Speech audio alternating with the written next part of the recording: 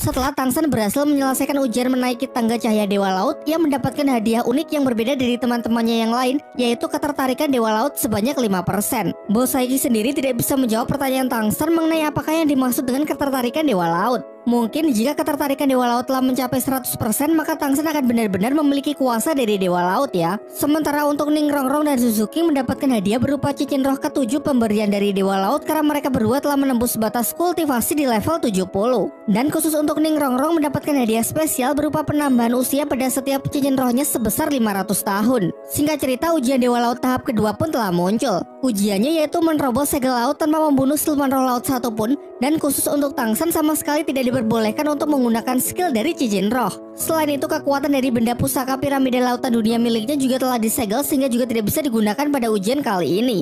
Sementara mereka sibuk menyelesaikan ujian Dewa Laut, jauh di daratan Balai Roh Pelindung sudah mulai menjalankan rencananya untuk melakukan pemilihan ulang 7 sekte besar. Diperlihatkan ketua dari beberapa sekte besar di dataran Doluo yang sudah tiba di kota Balai Roh Pelindung untuk mengikuti seleksi tersebut. Di antaranya ada ketua sekte dari sekte Naga Suci, ketua sekte Ratu Lebah, ketua sekte Harimau Hitam, ketua sekte Leopard Api, ketua sekte Kambing Gunung, ketua sekte Pedang Angin, dan ada juga ketua dari sekte Perisai Gajah.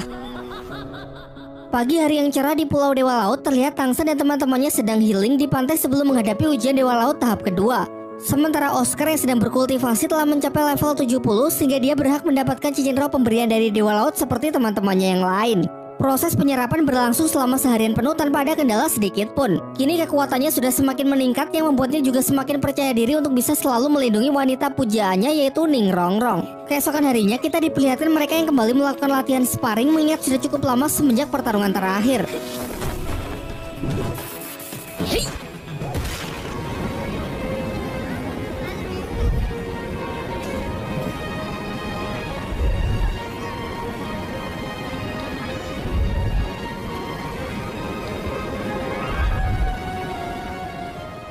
Tangsan pikir sudah cukup liburannya ya teman-teman. Sekarang sudah saatnya kita memulai ujian Dewa Laut tahap kedua. Di ujian tahap kedua mengharuskan mereka melintasi laut ini sampai ke seberang tanpa membunuh satu ekor pun siluman roh laut yang menghadang. Tapi sebelum itu Tangsan ingin mengecek terlebih dahulu seberapa bahaya tempat ujian ini serta untuk melihat siluman roh laut jenis apa yang akan mereka hadapi. Ia terbang dengan kemampuan tulang roh, melindungi diri dengan medan rumput biru perak dan dukungan cahaya kibo dari Ning Rongrong. Namun belum juga lama mengamati, kekuatan laut langsung menariknya jatuh ke dalam air. Di dalam air ia dapat merasakan kalau terdapat kekuatan khusus yang melemahkan dan menguras kekuatan rohnya. Hal yang sama pun juga dapat dirasakan oleh Ning Rongrong yang berada di luar. Situasi semakin buruk ketika muncul ratusan siluman roh laut jenis ikan panah yang siap mencabik-cabik tubuh Tangsan. Cukup menyulitkan karena aturan ujian tahap kedua tidak memperbolehkan membunuh satu ekor siluman pun, serta khusus untuk Tangsan dilarang menggunakan skill dari cincin rohnya. Sehingga ia hanya bisa mengandalkan perlindungan dari medan rumput biru perak dan palu Holtien yang tanpa skill roh untuk berusaha tetap bertahan. Namun tentunya rintangan dalam ujian tahap kedua ini tidak cuma sekumpulan siluman roh laut tingkat rendah. Dan benar saja, jauh di dasar laut terdapat sesosok siluman roh laut jenis hiu putih berusia ratusan ribu tahun yang terbangun setelah mencium bau darah dari Tangsan. Tangsan yang belum menyadarinya masih sibuk menghadapi ratusan siluman roh laut ikan panah. Sebelum kekuatannya semakin melemah akibat tekanan laut, ia merilis teknik hantaman palu Holtien untuk memukul mundur para siluman tersebut. Setelah berhasil mengusir mereka, ia merasakan gelombang aneh yang bergejolak di sekelilingnya. Tanpa Tangsan sadari, tepat di belakangnya terbuka lebar mulut siluman roh hiu putih yang siap menelannya. Masih beruntung ia mempunyai kemampuan tulang roh dari Xiao untuk bisa segera berteleportasi. Namun tidak disangka ia cuma bisa berteleport dalam jarak yang sangat pendek karena tekanan laut yang terus membatasi kekuatan rohnya.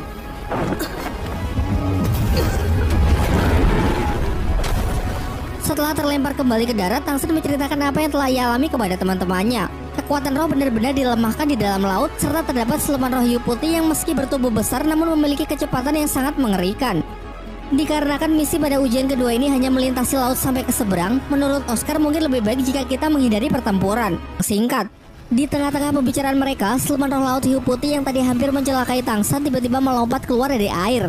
Makhluk tersebut kemudian bertransformasi menjadi seorang wanita. Kejadian ini sangat aneh karena mustahil siluman roh bisa berubah wujud menjadi manusia begitu saja tanpa melakukan mutasi. Ketika melihat Xiao, langsung bisa tahu kalau Xiao juga merupakan siluman roh ratusan ribu tahun. Menyadari kalau tubuh Xiao hidup tanpa jiwa, ia pun langsung menyerang Tang San karena menduga kalau Tang San lain dengan keji sudah merenggut jiwanya.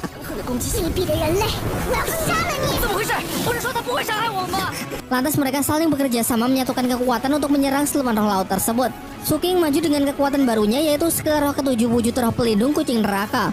Namun tanpa memberikan perlawanan yang berarti, kekuatan Suking nampak tidak berdaya di hadapannya. Begitu pula dengan Daimuba yang menggunakan pola serangan yang sama melalui skill roh ke-7 juga bisa dijatuhkan dengan sangat mudah. Sementara itu, Mang Haojun coba melancarkan serangan udara menggunakan ledakan api Phoenix dari skill roh ke-6. Sayangnya masih dapat diblok dengan pertahanan air yang mampu memadamkan api Phoenix.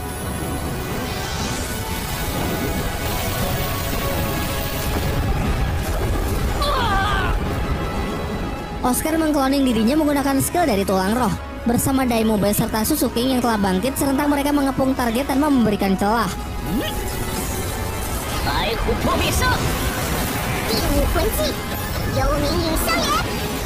Masih belum cukup kuat, Tang San langsung masuk untuk menekannya dengan menghantamkan palu Haotian. Dengan serangan kombinasi sekuat ini, harusnya Master Roh bertitel Daoluo sekalipun juga tidak akan bisa menahannya. Namun sayangnya dugaan mereka salah. Tanpa meninggalkan luka yang berarti dari serangan barusan, siluman roh laut tersebut justru semakin mengamuk dengan menunjukkan wujud aslinya yang bisa memberikan tekanan luar biasa kuat padahal berada di daratan.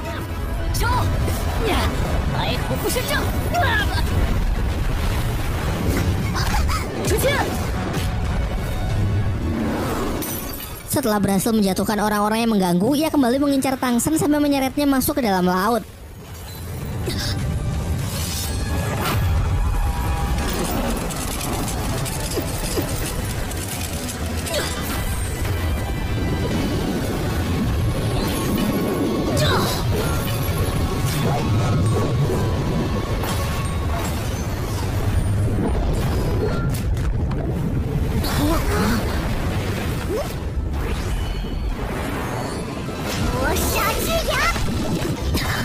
Di saat benar-benar sudah terdesak, jiwa Xiao merontak keluar berniat untuk membantu Tang San. Namun Tang San tidak memberinya izin karena ia tidak ingin melihat Xiao terluka lagi demi dirinya. Sebelum pertahanan dari perisai emas tak tertembus mencapai batas, kekuatan Tuan Dewa Laut yang ada di dalam tubuh Tang San keluar untuk melindunginya. Kemudian kita diperkenalkan kalau siluman roh laut ratusan ribu tahun tersebut bernama Xiao Bei, dan terlihat jelas kalau dia ini sangat menghormati Tuan Dewa Laut. Namun ia masih tidak bisa terima jika manusia mencelakai dan merebut jiwa dari bangsanya. Tak lama setelah itu, jiwa Xiao yang kembali menyatu dengan tubuhnya mencoba menjelaskan bahwa ini hanya salah paham. Sebagai sesama siluman roh ratusan ribu tahun, harusnya Xiao Bei juga mengetahui apa yang disebut dengan pengorbanan. Yakni secara sukarela Xiao telah memberikan kekuatan dan jiwanya sepenuhnya kepada Tang San yang sudah menjadi kekasihnya. Singkat cerita, setelah kesalahpahaman di antara mereka sudah kelar, Xiao Bei memperkenalkan dirinya dan menjelaskan kalau dirinya akan menjadi rintangan terberat dari Tang San dan teman-temannya pada ujian tahap kedua ini. Dari sini juga dijelaskan kalau Xiao Bei memiliki kemampuan unik untuk bertransformasi menjadi manusia dan bisa bertahan kurang lebih selama 2 jam di daratan. Namun selama itu kekuatannya juga akan melemah sebanyak 30% dan jika tidak kunjung kembali ke laut maka dirinya bisa mati. Sementara itu, di kota Balero Pelindung, upacara pembukaan dari acara pemilihan ulang 7 sekte besar telah dimulai. Diperlihatkan metode seleksi yang digunakan untuk menentukan layak tidaknya suatu sekte masuk ke dalam 7 sekte besar serta bagaimana urutannya dari yang terlemah sampai yang terkuat. Diadakanlah turnamen pertarungan antar ketua sekte dengan masing-masing tim yang beranggotakan 5 orang. Dan pada putaran pertama, tim perisai gajah harus melawan tim dari sekte Ratu Lebah. Namun sayangnya kita tidak disajikan scene fightingnya karena scene langsung beralih memperlihatkan situasi di sekte Tang yang semakin cemas menanggapi pergerakan dari Balero Pelindung yang semakin masif. Berbagai sekte besar secara terang-terangan telah menunjukkan keberpihakannya kepada Balero Pelindung yang membuat kekuatan dari Balero Pelindung menjadi semakin tidak tertandingi. Sehingga dengan ini sekte Tang juga harus semakin mempercepat perkembangan sekte melalui pelatihan pasukan dengan senjata rahasia sembari menunggu Tang San kembali dari Pulau Dewa Laut. Kembali ke Pulau Dewa Laut, ujian tahap kedua Tang San dan teman-temannya untuk melintasi laut masih berlangsung. Terlihat Oscar bersama Daimuba yang mencoba menerobos secara terus-menerus mendapatkan blokade dari Xiao Bei sampai mereka terlempar kembali ke darat. Meskipun nampaknya hubungan mereka sudah semakin akrab, namun Xiao Bei sama sekali tidak memberikan kemudahan dalam ujian. Di lain waktu, mereka semua saling bekerja sama untuk menyelesaikan ujian, tetapi hasilnya pun tetap sama saja karena kekuatan Xiao Bei yang memang berada jauh di atas mereka.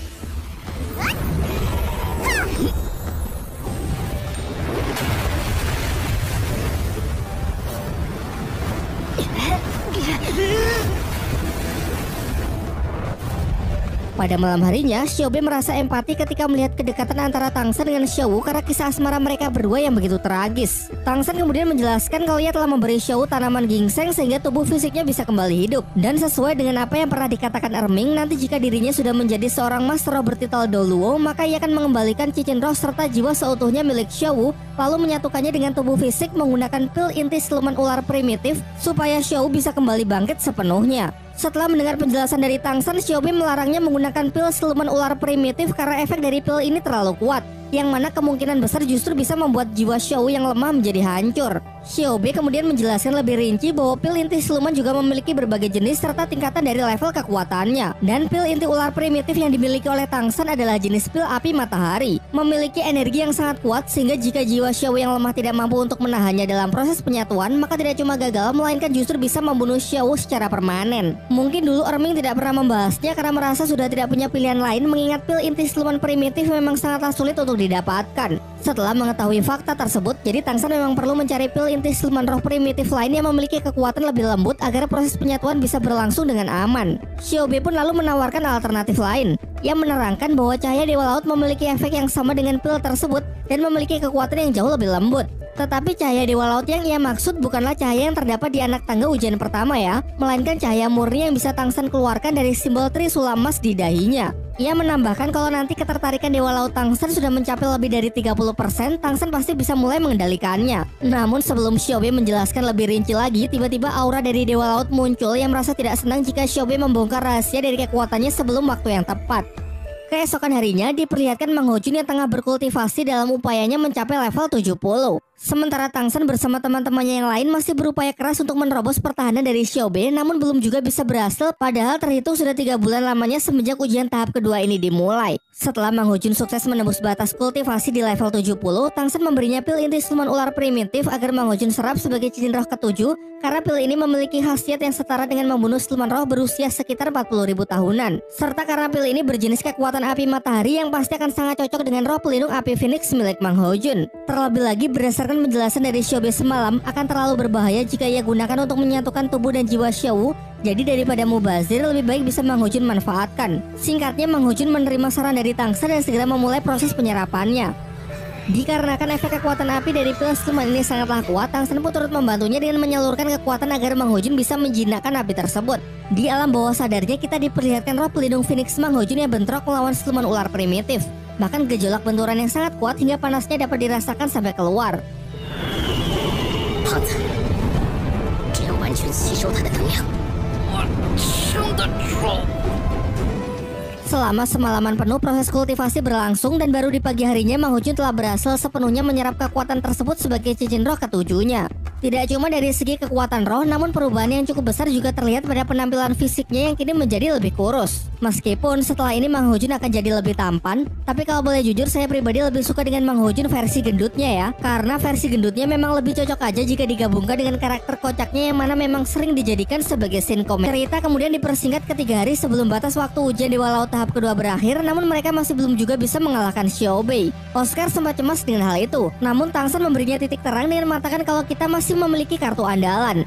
Di sisi lain, seleksi pemilihan ulang dari 7 sekte besar di Balai Roh Pelindung sudah mencapai babak akhir, yang mana pada pertarungan 1 lawan 1, ketua sekte Perisai Gajah sanggup mengalahkan ketua dari sekte Kambing Gunung. Kini terpilih sudah 7 sekte tersebut, dari posisi yang tertinggi sampai yang terendah, yaitu sekte Perisai Gajah, sekte Naga Suci, sekte Harimau Hitam, sekte Kambing Gunung, sekte Macan Leopard Api, sekte Pedang Angin, dan sekte Ratu Lebah. Dalam pidatonya, Bibidong menyampaikan bahwa mulai sekarang sudah tidak ada lagi yang bisa menghalangi langkah dari Balai Roh Pelindung dalam membuka era yang baru. Dari sini juga terungkap kalau pihak mereka sudah mengetahui bahwa Tang Shen mendirikan sebuah sekte baru. Namun beranggapan kalau sektenya Tang Shen tersebut bukanlah sebuah ancaman karena tidak memiliki keberanian untuk menghadiri seleksi dari 7 sekte besar. Scene beralih ke hari terakhir batas penyelesaian ujian Dewa Laut tahap kedua. Terlihat Bai Chen-xiang menunggu dengan cemas di ujung seberang pulau, sementara Tang Shen dan teman-temannya juga sudah bersiap untuk melintasi laut dan menerobos pertahanan milik Xiaobe untuk menyelesaikan ujian tahap kedua tersebut. Dan meski ini sudah hari terakhir, Xiaobe masih saja tidak memberikan kelonggaran dan justru mengerahkan seluruh kemampuannya untuk menghalangi mereka. Sebelum mulai, sepil kemampuan dulu. Dai Mumbai level 74, Suzuki level 73, Oscar level 72, Ning Rongrong level 72, Mang Hojun level 72, dan Tang Shen sudah mencapai level 78.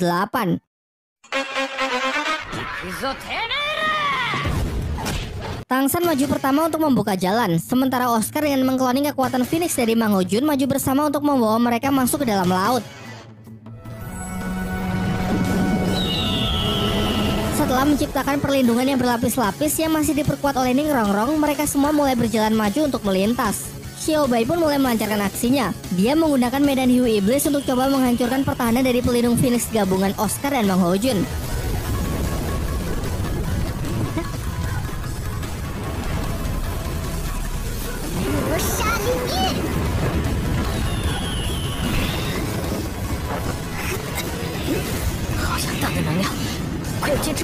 Keduanya sudah hampir tidak sanggup untuk menahannya, sampai Tangsan memberi Mang Hojun aba-aba agar mengeluarkan teknik yang selama ini ia sembunyikan, yaitu medan api Phoenix. Inilah yang menjadi kartu andalan milik Tangsan. Dengan kemurnian medan Phoenix dari Mang Hojun, efeknya sanggup menetralkan medan jenis kekuatan roh laut apapun. Hal ini membuat Xiao Bei kembali mengamuk dengan merilis skill gelombang kekecewaan yang memiliki jenis serangan pikiran. Bahkan Bos Saiki mengatakan kalau serangan pikiran ini sangatlah kuat yang mampu menyegel kekuatan dan pergerakan target sementara waktu. Namun nampaknya serangan itu tidak begitu berefek kepada Tangsan karena kekuatan pikirannya dapat memecah konsentrasi dari Xiao Bei. Ini sudah memperoleh setengah jalan. Mereka lalu merubah formasi dengan terbang menggunakan skill sosis terbang milik Oscar. Selanjutnya giliran Tangsan yang beraksi untuk mempersiapkan teknik palu acak dalam skala yang jauh lebih besar. Sementara itu ia memerintahkan Daimube dan Suzuki untuk mengulur waktu sampai tekniknya tersebut benar-benar siap untuk dirilis. Sejoli ini pun maju menyerang mengandalkan teknik gabungan kekuatan roh pelindung harimau putih neraka. Keduanya telah mendapatkan skill ke-7 yaitu wujud roh pelindung. Hal ini terlihat Xiao Bei yang benar-benar sudah ditekan habis-habisan. Terlebih lagi ketika teknik palu acak Tangsan telah siap dirilis menghantam Xiao Bei hingga terlempar jatuh ke dasar laut. Kesempatan emas ini dimanfaatkan mereka semua untuk segera melintas mengingat misi dari ujian tahap kedua ini memang hanyalah menyeberangi laut yang merupakan kekuasaan milik Xiao Bei.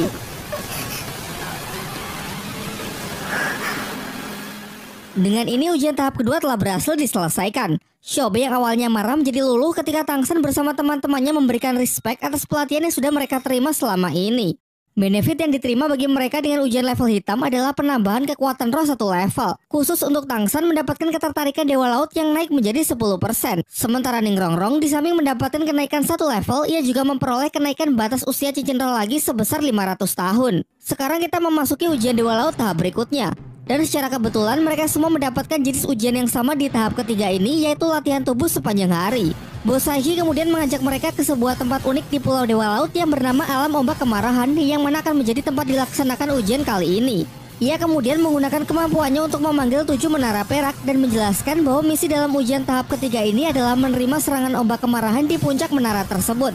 Peserta ujian di tingkat hitam setiap hari harus bertahan selama 6 jam, sedangkan khusus tingkat merah seperti Tangsan harus bertahan selama 20 jam. Di awal mereka diizinkan untuk bertahan semampunya, namun rata-rata per hari dalam setahun harus mendapatkan per jamnya sesuai dengan apa yang barusan ia katakan. Bos Saiki sendirilah yang akan selalu mengawasi selama ujian tahap ketiga ini dan akan memberi pertolongan kepada siapa saja yang tidak mampu untuk bertahan. Ujian tahap ketiga pun dimulai. Masing-masing dari mereka Bos Saiki ikat pada puncak menara perak menggunakan kekuatan rantai Dewa Laut untuk menahan mereka agar tidak terbawa arus ketika menerima terjangan ombak. Pada awalnya mereka semua berpikir kalau nampaknya terjangan ombak ini tidak sekuat apa yang mereka bayangkan. Mungkin saja ujian ini memang lebih mudah jika dibandingkan dengan 2 ujian sebelumnya.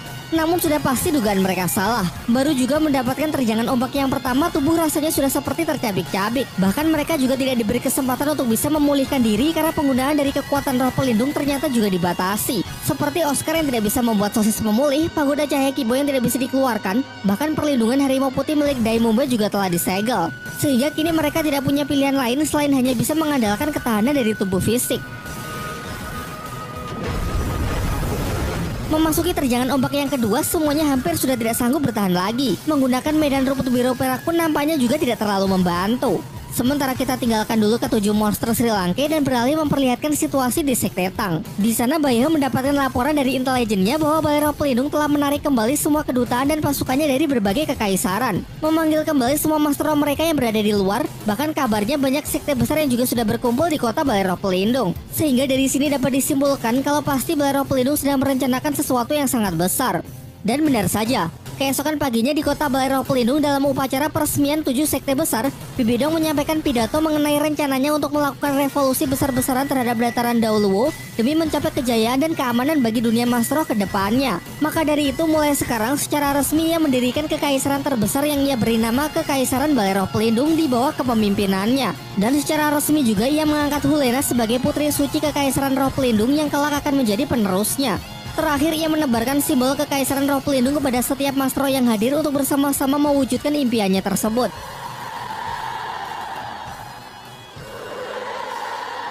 Dengan begitu cepat kabar tersebut langsung tersebar luas yang membuat sekutu dari pihak Tangsen semakin menjadi ketar-ketir. Sementara itu di Pulau Dewa Laut, Tangsen dan teman-temannya masih berusaha keras untuk menyelesaikan ujian tahap ketiga yang nampaknya begitu menyiksa. Bosaiki pun tetap setia untuk menemani dan sesekali memulihkan kondisi fisik mereka.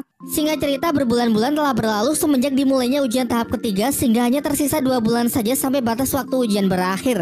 Bersama dengan itu ketahanan mereka juga telah meningkat pesat. Bahkan Xiao sudah bisa mempertahankan gabungan antara tubuh dan jiwanya lebih dari 2 jam per hari. Peningkatan juga dialami oleh kemampuan mata iblis ungu milik Tangsan yang bisa bersatu dengan piramida lautan dunia. Peningkatan ini memberinya penglihatan yang jauh lebih luas dan kekuatan pikiran yang juga jauh lebih besar. Ia bersama Xiao pun menjadi peserta pertama yang berhasil menyelesaikan ujian tahap ketiga dan mendapatkan hadiah berupa ketertarikan Dewa Laut yang meningkat menjadi 25%. Di dalam pikirannya ia bisa berkomunikasi dengan Bosaiki. Bosaiki mengatakan kalau sekarang kekuatan pikiran dari Tangsan sudah setara dengan dirinya. Sekitar sebulan setelah keberhasilan dari Tangsan, kelima teman-temannya yang lain juga telah berhasil menyelesaikan ujian tahap ketiga. Dai Mubai mendapatkan peningkatan kekuatan roh menjadi level 78. Begitu pula dengan yang lain juga mendapatkan masing-masing penambahan kekuatan roh 1 level. Dan lagi-lagi spesial untuk Ning Rongrong mendapatkan penambahan batas usia dari setiap cincin rohnya sebesar 500 tahun. Lanjut ke ujian Dewa Laut tahap keempat, yaitu pertempuran puncak antara Hiu melawan Paus. Adapun misi Tangsen dan kawan-kawan adalah membantu kelompok siluman roh Hiu Putih untuk membunuh raja dari siluman roh harimau Paus Iblis dengan batas waktu penyelesaian selama 1 tahun. Sin kemudian beralih ke istana Kekaisaran Tiando. Terlihat sang putra mahkota Swebeng yang dipenuhi dengan kecemasan tengah menunggu ayahnya sedang diobati karena penyakitnya yang kembali kambuh. Dan kabar buruknya sudah diusahakan semaksimal mungkin, namun tetap saja nyawa dari sang kaisar tidak tertolong. Tepat sebelum meninggal, ia berpesan kepada Swebeng agar bersedia menjadi penerus dari Kaisar Tiando berikutnya. Ia juga menyarankan agar kerjasama dengan Kekaisaran Xingluo segera dipererat demi menumpas segala kejahatan yang telah diperbuat oleh Balai Roh Pelindung. Tidak butuh waktu lama, berita duka tersebut juga sudah sampai di Pulau Dewa Laut. Dalam surat dijelaskan kalau Balai Roh Pelindung kini telah semakin tak terhentikan dengan mengumpulkan banyak sekte besar untuk mendirikan sebuah kekaisarannya sendiri. Bersama dengan para sekutunya, pihak Balai Roh Pelindung terus saja memperluas kekuasaan dengan melakukan penyerangan ke berbagai wilayah yang tidak mau berpihak kepadanya. Di Kekaisaran Xingluo, Dai Weixi pun juga semakin mengkhawatirkan kebrutalan dari Bibidong yang sudah mulai melancarkan aksinya secara terang-terangan, sehingga mungkin tak lama lagi Balai Roh Pelindung akan benar-benar melawan 2 kekaisaran terbesar. Hal yang sama pun juga sedang dipikirkan oleh Master Xiao. Ia sama sekali tidak menduga bahwa ternyata Balai Roh Pelindung sudah menjalankan rencana tersebut di balik kedamaian dunia Master Roh selama 20 tahun terakhir. Kini terhitung beberapa kerajaan telah jatuh dalam kekuasaan Balai Roh Pelindung, termasuk Kerajaan Barak yang awalnya bagian dari Kekaisaran Tiando. Dan wilayah strategis yang akan menjadi incaran mereka berikutnya pasti adalah kota Yelin.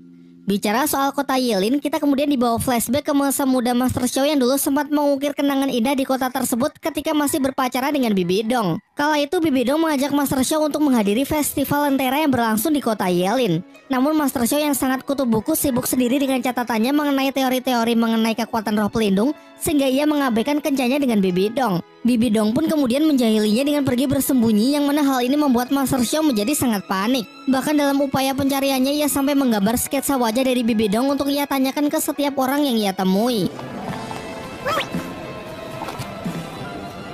Ketika sedang jalan-jalan, mereka melihat berbagai penjual lentera yang unik karena menggunakan kekuatan roh pelindungnya sebagai cara untuk menarik perhatian dari para pelanggan. Namun sempat terjadi sebuah insiden di mana salah seorang pedagang dengan ceroboh justru membakar barang dagangannya sendiri dengan kekuatan roh pelindung tipe api. Tepat berada di sampingnya terdapat seorang penjual dengan roh pelindung tipe tumbuhan yang sering dianggap tidak berguna, tapi justru bisa menangkal api sehingga tempatnya tidak ikut terbakar. Dan dari sinilah dengan keren Master Xiao mengungkapkan teorinya bahwa di dunia ini tidak ada roh pelindung yang tidak berguna, melainkan hanya ada penggunanya saja yang tidak bisa menggunakannya. Banyak orang yang menyukai kata-katanya tersebut, termasuk Bibidong sendiri yang nampak begitu terpesona. Malam yang sangat romantis pun mereka lalui bersama meski kini hanya tinggal sebuah kenangan. Di waktu yang bersamaan ternyata Bibidong juga sedang mengenang momen tersebut. Master Krisan kemudian datang untuk menyampaikan laporan bahwa kini kota Yilin telah berhasil ditaklukkan.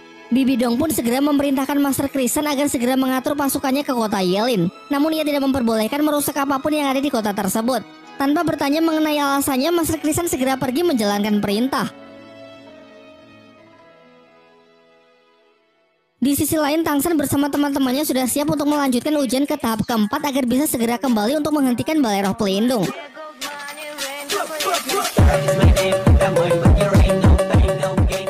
Sudah dijelaskan sebelumnya bahwa ujian kali ini adalah membantu para siluman hiu putih untuk mengalahkan kelompok siluman roh paus iblis yang terkenal sangat kejam. Untuk itu, Tangsen meminta Mang Hojun agar mengeluarkan kekuatan Medan Phoenix untuk memanggil Xiaobe, mengingat Xiaobe lah pemimpin dari para siluman roh laut hiu putih. Namun ketika ia bersama Tangsen memberikan sinyal kepada Xiaobe, para siluman hiu putih lain mengira kekuatan api Phoenix adalah sebuah ancaman sehingga mereka menyerangnya dengan gelombang serangan psikis. Tentu saja Tangsen sudah memperhitungkannya sehingga tanpa adanya insiden, Xiaobe pun berhasil ia panggil. Oser kemudian menjelaskan mengenai ujian tahap keempat yang berhubungan dengan Xiaobe. Tanpa menjelaskan panjang lebar lagi, ternyata Xiaobe juga sudah mengetahui hal itu dan mengajak mereka untuk segera berangkat. Dalam perjalanan, Xiaobe menjelaskan mengenai perseteruan antara siluman roh hiu putih dengan siluman roh harimau paus iblis yang sudah berlangsung selama ratusan ribu tahun. Yang mana kedua ras ini berada di puncak dari rantai makanan di lautan. Meski ras dari siluman harimau paus iblis secara jumlah tidak lebih banyak dari siluman roh hiu putih, namun mereka jauh lebih kuat. Bahkan ia menjelaskan kalau seekor siluman roh harimau paus iblis sanggup mengimbangi puluhan siluman hiu putih dewasa, sehingga pihak Xiaobe yang selalu menjadi posisi yang lebih lemah. Sifat mereka selalu haus akan darah, memperbudak para siluman roh lain, bahkan sampai mengabaikan peraturan dari Tuan Dewa Laut. Xiaobe juga menceritakan kalau setiap belasan tahun sekali kelompoknya pasti akan berperang melawan kelompok siluman harimau paus iblis. Dan naasnya pada pertempuran terakhir, adiknya harus tewas setelah berhadapan 1 lawan 1 melawan Raja Harimau Paus Iblis. Setelah mendengar penjelasan tersebut, Tangsen meyakinkan Xiaobe bahwa kali ini pasti kita akan menang. Selain itu, ia juga mempunyai sebuah rencana untuk meminimalisir kerugian di pihaknya. Pertama, ia memerintahkan teman-temannya tetap dalam posisi untuk menunggu perintahnya. Sementara ia akan maju berdua bersama Xiaobe untuk membuat kekacauan di pihak musuh. Setelah dirasa sudah cukup dekat, Xiaobe memperingatkan Tangsen bahwa siluman harimau paus iblis memiliki kemampuan deteksi jarak jauh melalui getaran yang sangat peka, sehingga akan terlalu beresiko jika kita maju lebih dari ini. Tentu saja rencana dari Tangsen juga sudah memperhitungkan masalah tersebut. Dengan teknik perlindungan lautan dunia, sekuat apapun sistem sensor musuh pasti tidak akan mampu mendeteksi kehadirannya. Mereka lalu terus menyelam untuk bisa bergerak lebih mendekat. Nampaknya terlalu dekat dan sedikit ceroboh sehingga kehadiran mereka mulai dapat dirasakan. Namun untung saja posisi pasti dari mereka berdua masih belum ditemukan. Terlihat dari kelompok siluman harimau paus iblis yang justru perlahan semakin menjauh. Menggunakan kemampuan dari tulang roh kebijaksanaan yang dikombinasikan dengan piramida lautan dunia, Tangsen dapat memetakan seluruh wilayah kekuasaan musuh ke dalam kepalanya, lalu mulai menjelajah menggunakan kekuatan pikiran. Bahkan di level Tangsen yang sekarang, kekuatan pikirannya sama sekali tidak dapat dirasakan oleh Raja Siluman Harimau Paus Iblis yang notabene-nya adalah siluman ratusan ribu tahun. Menurut analisa dari Tangsen, di sini terdapat sekitar 300 ekor dan mereka semua dalam kondisi yang kurang waspada. Tentu hal ini menjadi kesempatan yang sangat bagus untuk melancarkan serangan secara sembunyi-sembunyi guna mengacaukan formasi mereka. Akan terlalu beresiko jika berhadapan secara langsung, sehingga Tangsen akan memanfaatkan senjata rahasia yang ia lapisi dengan racun yang dulu ia dapat dari sumber mata air es dan api, dan seharusnya racun ini dapat melumpuhkan siluman roh laut jenis apapun hanya dengan sekali serang. Dan benar saja, begitu racun masuk ke dalam tubuh langsung dapat mengacaukan seluruh sistem syaraf yang mengakibatkan siluman tersebut menggila. Serangan berikutnya, Tangsen bergerak menggunakan kemampuan teleportasi untuk membidik dari arah lain agar posisi aslinya tidak diketahui oleh musuh. Melihat anggotanya yang menggila tanpa pikir panjang, ketua mereka langsung membunuhnya tanpa ampun. Di samping itu, ia juga segera mendesak seluruh bawahannya agar berusaha mencari tahu siapa dalang di balik kekacauan ini. Dengan sangat leluasa, Tangsen berteleport ke sana kemari untuk melumpuhkan satu persatu anggota mereka. Kepanikan dan ketakutan terhadap musuh yang tidak diketahui mulai menjalar di kelompok tersebut. Korban yang berjatuhan sudah sangat banyak dan akan terus bertambah sehingga mereka memutuskan untuk naik ke permukaan laut. Sinyal tersebut langsung Tangsen kirim kepada teman-temannya agar segera bersiap untuk menghadapi pertempuran. Kini akhirnya Raja Siluman Harimau Paus Iblis pun mengetahui kalau orang yang telah berani mengacaukan daerah kekuasaannya adalah musuh bebuyutannya, yaitu para kaum siluman hiu putih. Ia menjadi sangat murka dan bersumpah akan mengirim Xiaobe untuk pergi menemui adiknya di alam baka. Pertempuran pun tak terelakkan. Namun pihak Tangsen yang mendominasi jalannya pertempuran karena ketakutan dari pihak Harimau Paus Iblis akibat diserang secara diam-diam nampaknya masih belum hilang. Xiaobe pun langsung maju untuk buy one melawan raja terakhir. Serangan Xiaobe cukup mengejutkan karena kekuatannya yang tiba-tiba melonjak tinggi. Tentu saja hal ini karena di belakang ada Ning Rongrong yang menggunakan skill supportnya untuk membantu penuh pihaknya. Kemurkaan dari sang Raja Harimau Paus Iblis pun semakin menjadi. Ia mengeluarkan teknik medan terkuatnya untuk menekan lawan di bawah kendalinya. Namun bukan Tangsen namanya jika tidak mempersiapkan rencana yang matang dalam bertempur. Untuk mengcounter medan musuh, ia merilis medan Dewa Pembunuh yang telah berevolusi menjadi medan neraka Dewa Ashura dan berhasil menekan medan serta melemahkan kekuatan musuh hingga 70%. Bersamaan dengan hal itu, kekuatan di pihak Tangsen justru semakin meningkat dengan adanya dukungan cahaya kibau milik Ning Rongrong, sehingga dengan ini sesuai dengan perkataan Mang Ho Jun, sekarang saatnya kita menggoreng ikan.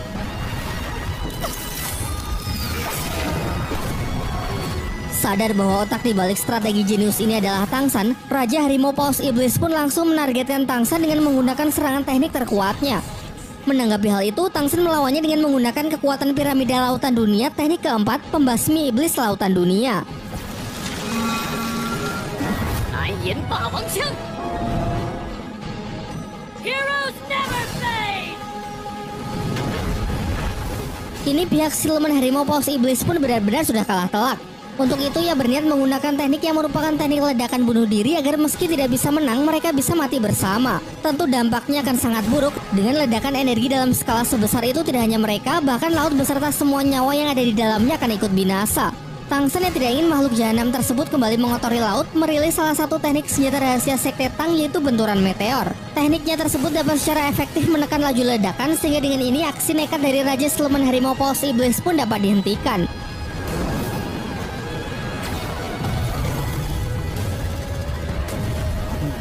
Kini akhirnya ujian tahap keempat pun telah berhasil mereka selesaikan. Hadiahnya berupa penambahan kekuatan roh 1 level, sementara khusus untuk Tangsen mendapatkan hadiah spesial yaitu berupa ketertarikan Dewa Laut yang naik menjadi 35%.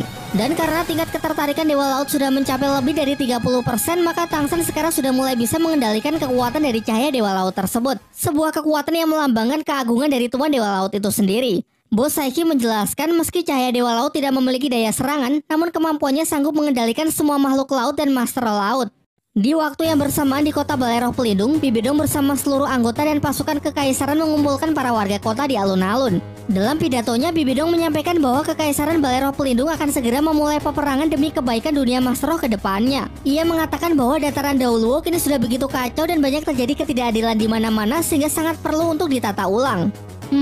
Di sini sudah jelas ya bahwa dia ini memutarbalikkan fakta. Ia memposisikan Balai Roh Pelindung yang berada di pihak baik, sementara Kekaisaran Tiando dan Kekaisaran Xingluo yang berada di pihak jahat. Dan parahnya seluruh warga kota dapat termakan oleh tipu dayanya tersebut. Mereka memberikan dukungannya karena benar-benar menganggap kalau Bibidong ini memang seorang penegak keadilan yang sesungguhnya. Di tengah begitu banyaknya orang, terdapat 2 orang misterius yang sepertinya sangat geram karena sudah tahu mengenai kelicikan serta kebusukan dari Balai Roh Pelindung. Dan ternyata 2 orang tersebut merupakan anggota Sekte Naga Tiran Petir Biru yang berhasil selamat dari pembantaian. Mereka adalah Yu Tianheng dan adik sepupunya yang bernama Yu Tianxin. Pasti akan sangat menarik jika nanti tiba saatnya duo naga bersaudara ini menuntut balas atas kemusnahan sektenya kepada Balai Roh Pelindung ya.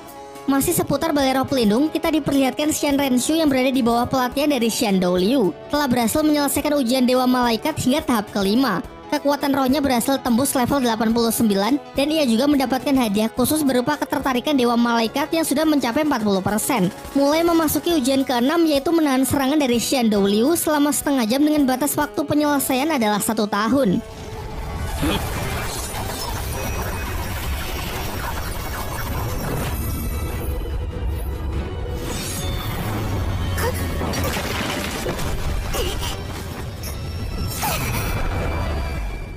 Kembali ke Pulau Dewa Laut. Setelah Tangsen dan teman-temannya berhasil menyelesaikan ujian Dewa Laut tahap keempat, Xiaobe menyarankan agar Tangsen menyerap kekuatan dari Raja Siluman Harimau Paus Iblis sebagai cincin roh ke-8-nya, mengingat kultivasi Tangsen yang kini telah mencapai level 80. Bersamaan dengan itu, Tangsen juga menyarankan agar Bai Chen Xiang untuk menyerap cincin roh dari salah satu siluman tersebut karena Chen Xiang juga telah menembus batas kultivasi yakni di level 50. Proses penyerapan pun dimulai yang mana cincin siluman roh kali ini akan menjadi cincin roh merah ratusan ribu tahun ketiga milik Tangsen. Namun tentunya hal itu tidak akan mudah.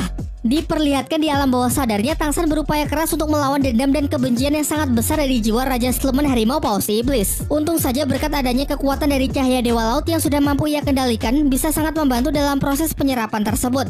Sementara itu tidak butuh waktu lama, Chen Xiang berhasil menyelesaikan proses penyerapan cincin roh ke-50-an ribu tahun yang membuatnya kini telah mencapai kekuatan roh di level 55. Sedangkan proses penyerapan Tang San berlangsung selama beberapa hari. Wajar saja karena siluman roh yang ia serap bukanlah siluman kaleng-kaleng. Singkat cerita, usaha kerasnya berbuah manis. Terlihat dari 3 cincin merah yang melingkar di tubuhnya serta peningkatan kekuatan roh sampai di level 84. Bahkan Xiaobai mengatakan kalau kekuatan dari Tang San yang sekarang tidak akan kalah jika bertarung melawan seorang Feng Ho Doluo yang berada di level 90-an.